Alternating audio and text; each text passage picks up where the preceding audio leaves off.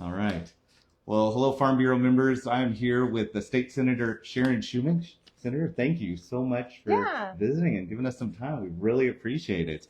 Wanted to just take a second to start out. Could you tell farmers and ranchers around the state a little bit about yourself, your background?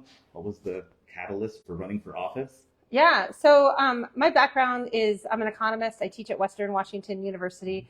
It's the funnest job in the world. That's awesome. My students are amazing. They all want to save the world, and they're kind and excited to learn, and it's a wonderful environment to be in. My background is actually in agricultural economics. So it's agricultural and natural resource economics. Yes. That's the program I got my PhD in. And so I know a little bit about the agricultural economy. I've always liked working with farmers because I started doing that because I liked learning about science, but I hated doing it. I just hated being in the lab. I didn't like the field work. Yes. And I feel like farmers get to do science, but then they also get to do business, and they get to do policy and some engineering and all of those different pieces. And I really like working in those areas as an economist between fields. And I think farmers get to deal with all the coolest stuff as well. Yes. But this way I don't have to wake up at 4 a.m. every day. Well, everybody needs to play their part. We all need each other working together. So you are very vital. But no, that's fantastic. So is there a particular area of interest or kind of passionate key that you're really keyed in on that as you're a legislator that's really driving some of your work? Yeah, so I started off doing environmental work as an economist too, and that's why it's in the agricultural space, is because there's so many impacts between the two. So I've been trying to figure out, how do we make agriculture a part of this clean energy economy? Because we know there are opportunities on farms, but there's not one particular policy that really addresses that. And we know farmers are seeing the impacts of climate change firsthand, and they have all these tools. But how do we work with them to figure out ways that can make their farm more sustainable, but also hopefully help out their bottom line too? Because there's just so many opportunities there. Yes.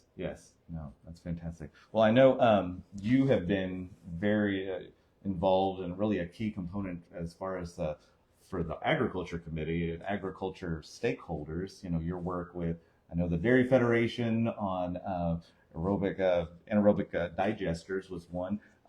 Which we're so grateful for your work on that. I know there's now a budget proviso, I believe, that's in the works, as well as I know the fuel exemption for agriculture, I believe last year. So one, thank you for that, and thank you for your work. Is there any legislation or any work that our farmers and ranchers should be aware of as you've kind of walked through the Agriculture Committee in the Senate, as well as I know we had a couple key cutoffs this past week or two? Is there anything that we should be aware of or kind of keep an eye on? Yeah, so I have two bills on commissions. One is, if you have, I don't know if cannabis growers are in the Farm Bureau, are they? I know that there's some that are at least on the county level that have been coming to county meetings and so forth like that. So it's obviously a key area that we're keeping track on. So one of the things I'm passionate about agriculture is research and development. Yes. I mean, we've, the yield for corn has gone up 10 times, and that's because of this research and development, and most of it's been funded at the federal level, and cannabis doesn't get that. They don't get basic things on how much nitrogen to apply or how to deal with pests and what's safe for workers and for customers, or effective. And so we're creating a cannabis commission. It's a structure where the growers still have to vote on it. So I know the industry is split right now, but I thought that we could say, okay, legislature, we're going to say you can go ahead and create this commission. And then if the people who want to see it organize and get enough people to vote on it, then they can create that commission. And hopefully, just like, the cosmic Chris Apple, they can create some of that public good research for the entire industry. And I think that's really exciting and going to set us forward. I've also been working with the beef folks on increasing the checkoff fee, which they came and they asked me to do as well. Yes.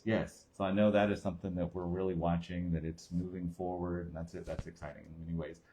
Again, one that I know some of our members are split on a little bit, but in many ways it's going to be very helpful in the end. So I appreciate your work on that.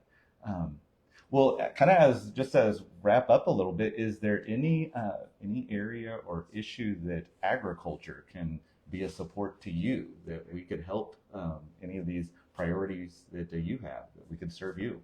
I want people to come to me with ideas and thoughts. And, so often we try and solve a problem in the legislature, and then we hear from people and we're like, we hate it. And, okay, fair, we'll back off. And we figure out ways to make it work, right? To hopefully get to the problem. Right. But other issues that are coming through, I know labor is a big deal. I can't control global commodity prices, but I do think, especially in this climate space, that's the other thing that we're doing with the proviso is at the conservation districts, we're putting some green energy advisors to help farmers. If you want to put solar panels on your barn, here's some people that can help you do that. If you think you can sequester carbon in the soils, digesters, let's figure out what the next generation of that is. Sure. And then figure out what works at the conservation district level and then scale it up if that's what farmers and others want to do. Yeah. Good. So I hope y'all heard that. Let's reach out to our legislators and speak directly to them. Well, just lastly, is there anything, we've got farmers and ranchers around the state that are listening to this currently, perhaps, as well as hopefully in the future. If you had a message that you could share directly to farmers and ranchers, any individuals involved in agriculture around the state, what would you share? What would they? I would say thank you for that hard work. I know it's hard work. It's essential to feeding people. Farmers have also been incredible partners in anti-hunger advocates as well, especially right now where people are losing SNAP benefits and our economy hasn't quite recovered. That assistance from farmers is really key. We've had some great innovations in our community with the school districts working with local farmers. My kid, I went to go have lunch with him when he was in kindergarten. I was like, this is really good. Exactly.